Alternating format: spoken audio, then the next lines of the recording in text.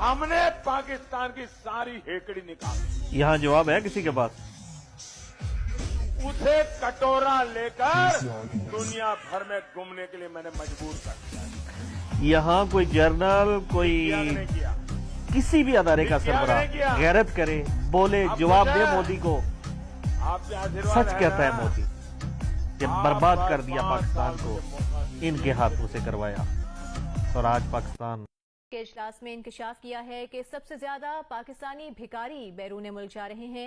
अब आराम है, जिस वक्त ऑफिशियल रिपोर्ट आ गई कि 90% पाकिस्तानी यूएई में, सऊदी अरब में और इराक में जाके भीख मांगते हैं। एब्सकॉन्डिंग में और भीख मांगने में टॉप लेवल पर आ चुके हो तुम लोग, लेकिन गैरत तो फिर नहीं आनी।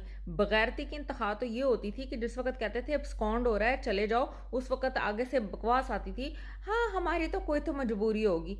अब यहाँ पे गवर्नमेंट ने उन सब वीज़ों को बंद कर दिया, और अब शर्म आनी चाहिए कि जो लोग जेन्युइनली बाहर कमाने के लिए आना चाहते थे उन सब की रोजी पे लात मारी है। तुम लोगों जैसा सेल्फिश इंसान कोई नहीं है, शर्म फिर भी नहीं आनी। और फिर जब भीख मांगते थे और जब मैं कहती थी भीख मंगो को नहीं सपोर्ट करो, तो आगे से कहते थे कोई बात नहीं, अल्लाह के नाम पे हम दे सकते हो। भाई जो इतने पैसे लगा कि यहाँ पर आ रहा है, अपने मुल्क में कारोबार नहीं कर सकता था? यहीं पर आके उसने भीख मांगनी होती थी। बट शर्म नहीं आनी, सिर्फ ब्लेम गेम चलेगी, और वो चल रही है। और अब शर्म अगर आ जाती है थोड़ी सी, हुण वारी तुहाडी है, तुहान भी पुत्र उत्थे ही तुन्ना गए जिथों तुसीं निकले आओ।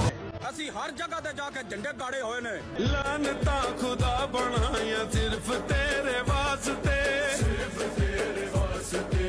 दुबई ने इंडियन लोगों को ऑन अराइवल वीज़ा देना है, और पाकिस्तान, बांग्लादेश, फिलिपाइन, नेपाल, श्रीलंका, इनको डिपोर्ट करना है। उन्होंने कहा कि इनको चुन चुन के डिपोर्ट करना है, जहाँ पे मिलेंगे इनको डिपोर्ट करना है, सड़कों से पकड़ के इनको डिपोर्ट करना है। सिर्फ इंडियन लोगों को ऑन अराइवल वीज़ा मिलेगा, उनको कोई रिक्वायर नहीं चाहिए, उनको कुछ भी नहीं चाहिए होगा। इंडिया के अंदर से उन्होंने टिकट करानी है और सीधा बैठना है दुबई, और दुबई में उनको जॉब की ऑफ़र मिलेंगी। बाकी कंट्री के जितने भी लोग हैं उनको उन्होंने चुप के फेंकना है उनकी कंट्रियों में, क्योंकि उन्होंने कहा है कि हम अब मोदी जी सरकार ने जो ये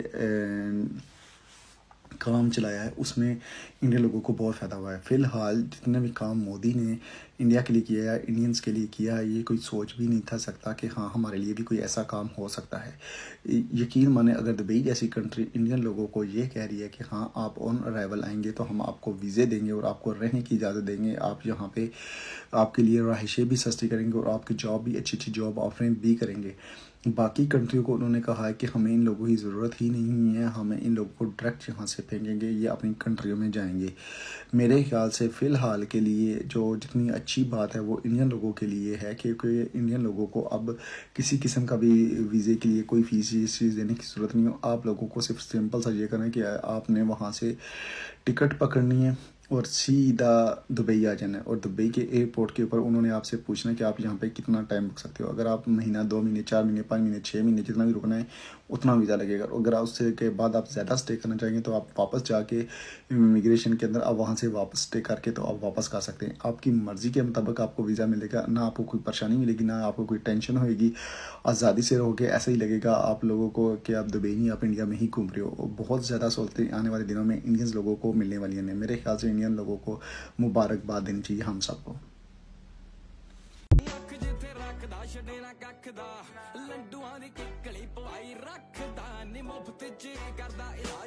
List. Beggars. I'm not making this up. In fact, I'm not even the one saying this. This has come from the Pakistani government, from a standing committee of the Pakistan Senate. Listen to what they've said. 90% of all beggars detained in foreign countries are Pakistanis. 90%. How did they get there in the first place? Mostly on the pretext of performing the Hajj. Most of them go on the Umrah visa. They travel abroad in the name of pilgrimage, and then they don't return. They stay back and beg for a living. Now, West Asian countries are not happy about this. Saudi Arabia and Iraq are complaining. They say their jails are full of Pakistani beggars. They want Islamabad to put a stop to this. Saudi Arabia has apparently issued a strict warning. It wants Pakistan to monitor who gets an Umrah visa. And it wants a crackdown on repeat offenders. It tells you how bad the situation in Pakistan is. But then again, this flows from the top. Pakistani leaders do the same. They have gone to West Asia multiple times asking for money. Former Prime Minister Nawaz Sharif recently spoke about it himself. Listen in.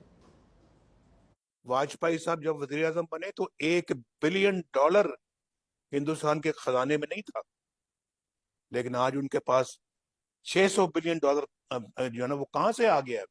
और हम $1 billion आज भी मुल्क जाके मांग रहे हैं। क्या इज्जत है हमारी आज, उनकी नजरों में भी क्या इज्जत है। चाइना से हम मांगते हैं, अरब मुल्कों से हम मांगते हैं, हमारा वजीर आज़म जाके उसको मजबूर होता है वो मांगने के लिए। फलस्तीन, अफगानिस्तान, इसराइल और पीटीआई के झंडे लाने पर पाबंदी लगा दी गई है, जबकि शायकीन को ये झंडे स्टेडियम में लाने से रोक दिया गया। इंग्लैंड ने पाकिस्तान के जो फ्लैग है, पाकिस्तान का जो फ्लैग है, इसी महीने इंग्लैंड क्रिकेट बोर्ड ने वो बैन कर दिया है कि पाकिस्तान का जो फ्लैग है वो स्टेडियम्स में नहीं आएगा। मतलब कितनी सेक्रेटरी ओवरसीज पाकिस्तानीज ने सेनेट की कायमा कमेटी के इजलास में इंकशाफ किया है कि सबसे ज्यादा पाकिस्तानी भिखारी बैरून मुल्क जा रहे हैं। बैरून मुल्क गिरफ्तार भिखारियों में भी 90% पाकिस्तानी होते हैं। सेनेट की कायमा कमेटी के इजलास में सेक्रेटरी ओवरसीज पाकिस्तानी ने बताया कि सऊदी और इराकी सफीर कहते हैं कि उनकी जेलें पाकिस्तानी कैदियों से भर चुकी हैं। कायमा कमेटी के इजलास में इंकशाफ भी हुआ कि हरम के अंदर गिरफ्तार जेब कतरों में भी ज्यादातर पाकिस्तानी हैं। ज्यादातर भिखारी उम्रा और जियारतों के वीजों पर जाते हैं।